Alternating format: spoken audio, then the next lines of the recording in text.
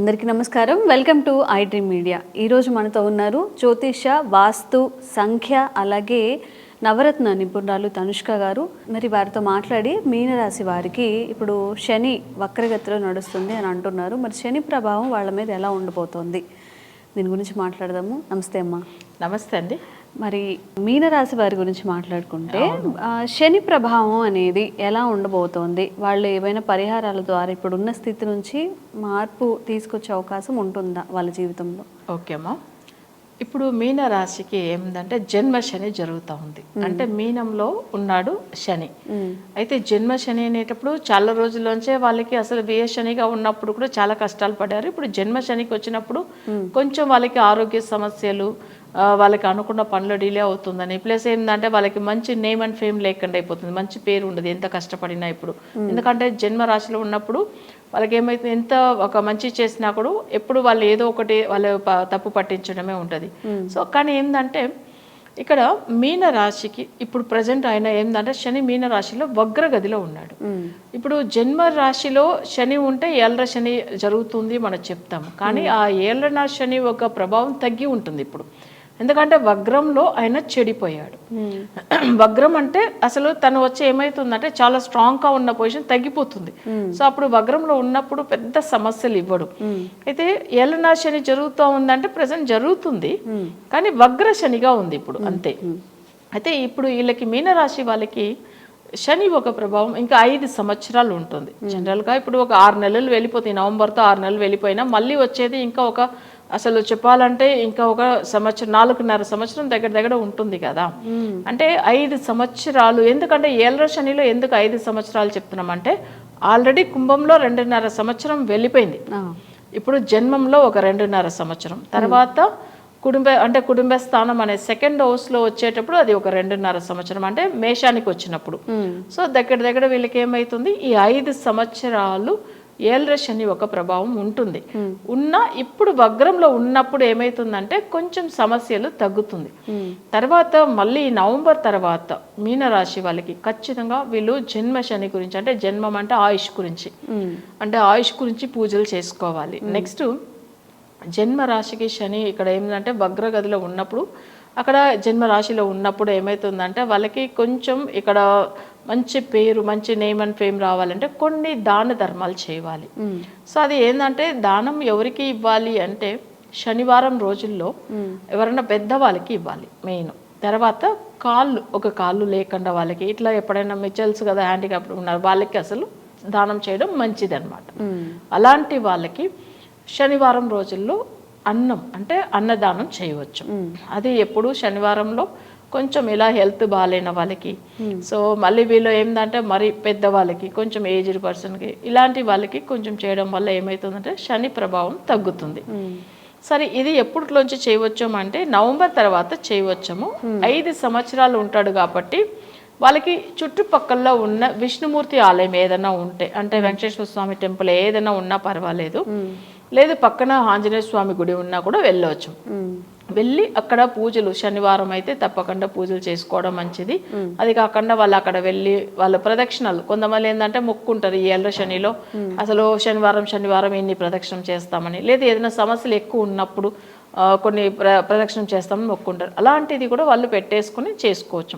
ఎందుకంటే శని ఒక 5 సంవత్సరాల తర్వాత మంచి జరుగుతాయి, కానీ ఇప్పుడు ప్రజెంట్ ఉన్న జన్మ శనిలో ఒక 2, తర్వాత ఒక 2.5, ఈ 4.5 ఖచ్చితంగా వాళ్ళకి వర్తిస్తాయి. ఎందుకంటే 3 నెలలు ఆల్రెడీ నార్మల్గా వెళ్ళిపోయాడు, 3 నెలలు ఇప్పుడు వగ్రగదిలో ఉన్నాడు కదా నవంబర్ వరకు. సో దానివల్ల ఈ 6 నెలల గురించి చెప్పలేదు, బట్ ఈ మిగతా ఉన్న 4.5 సంవత్సరం తప్పకుండా పూజలు అయితే చేసుకోవాలిమ్మా. సో శనివారంలో వెళ్ళడం మంచిది ఆంజనేయ స్వామి విష్ణుమూర్తి ఆలయానికి. తర్వాత ఏంటంటే శని గురించి నేను చెప్పినట్టుగా వాళ్ళకి ఎవరికైనా పెద్దవాళ్ళకి దానం ఇవ్వడము, తర్వాత హెల్త్ బాగాలేని వాళ్ళకి ఏదైనా దానం ఇవ్వడము, ఇలాంటిది వాళ్ళకి మంచిగా జరుగుతాయి అన్నమాట. అలాగే పెళ్లి విషయంలో కూడా, పెళ్లి విషయంలో ఏదో ఒక ఉద్యోగం కోసం సర్చ్ చేసేటప్పుడు శని మనకి సహకరించింది ముందుకు వెళ్ళలేకపోతూ ఉంటాం. మరి ఆ విషయంలో ఎలాంటి జాగ్రత్తలు పాటించాలి వాళ్ళు? అంటే ఇప్పుడు వాళ్ళకి వచ్చి ఉద్యోగం గురించి చూడవచ్చాము. మీనరాశి వాళ్ళకి ఎప్పుడు ఏమవుతుందంటే ఉద్యోగ స్థానాధిపతి ఎవరైతాడంటే రాశికి అసలు 9వ స్థానం కుజుడైతాడు. అట్లానే వివాహం గురించి ఉంటే 2nd house plus 7th house ఎవరైతాడంటే సేమ్ కుజుడు తర్వాత బుధుడు అవుతాడు. కానీ వీళ్ళు ఒక ప్రభావం జాతక రీతిగా వాళ్ళకి దశారీతిగా బాగున్నప్పుడు వాళ్ళకి పెద్దగా వాళ్ళకి వివాహ విషయంలో సమస్యలు రాదు. కానీ ఇక్కడ జన్మ రాశిలో శని ఉన్నప్పుడు ఆయన ఏమవుతుందంటే 7వ స్థానంని చూస్తాడు. 7వ స్థానం అంటే వివాహం గురించి ఉన్న స్థానం. అది ఒక 2 సంవత్సరాలు బాగలేదు. అది వచ్చి ఒకవేళ పెళ్లి విషయం, ఒకవేళ మీన రాశిలో పుట్టిన వాళ్ళకి వివాహం గురించి ముందుకెళ్తున్నారంటే పర్టికులర్గా ఈ ఒక 2 సంవత్సరాలు ఖచ్చితంగా ఈ శని గురించి పూజలు తప్పకుండా చేసే కావాలి. సో అది కాకుండా వాళ్ళ జాతక రీతిగా దశ కూడా ఏం జరుగుతుంది చూసుకోవాలి.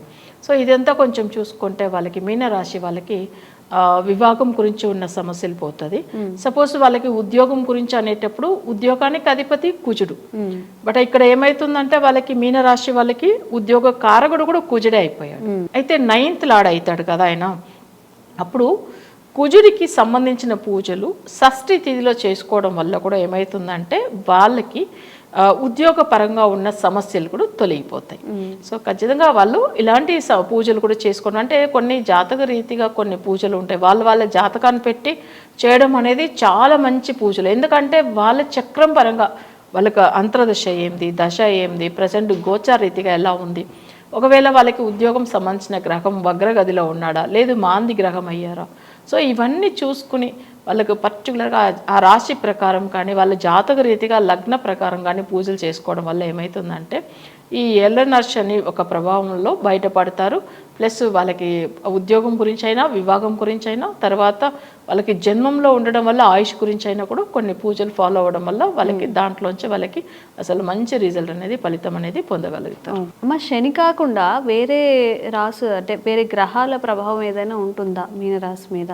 అంటే ఇప్పుడు మీన రాశికి గోచర రీతిగా ఇప్పుడు జన్మ శని జరుగుతుంది చెప్పాము, వగ్రం అయ్యాడు చెప్పాము.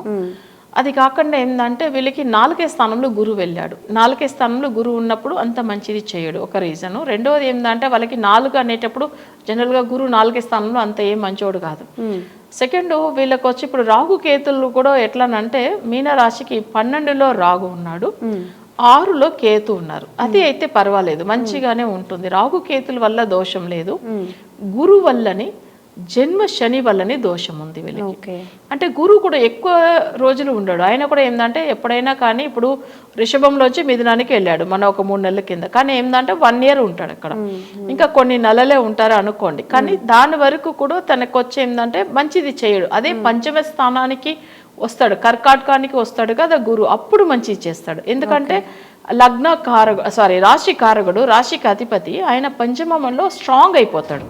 సో అప్పుడు ఏమైతుందంటే తనకి కెరియర్ పరంగా మంచిగా ప్రమోషన్ రావడం కానీ, లేదు వాళ్ళు అసలు ఒకవేళ అబ్రాడ్ వెళ్ళాలని అనుకున్న వాళ్ళు, లేకపోతే ఇక్కడనే కూడా బిజినెస్ని బాగా డెవలప్ చేయాలని అనుకున్న వాళ్ళు, వాళ్ళకి మంచి ఇన్కమ్ సోర్స్ ఎప్పుడు వస్తుందంటే గురు అక్కడ 5లో వచ్చినప్పుడు మంచి చేస్తాడు. అది ప్రజెంట్ అయితే గురు బలం లేదు సరిగా, అండ్ ఇక్కడ రాహు కేతులు పర్వాలేదు, కానీ శని మంచిగా లేదు రాశి ప్రకారం. ఓకేనా? సో అది కొంచెం సమస్యలు ఎక్కువ ఉంది.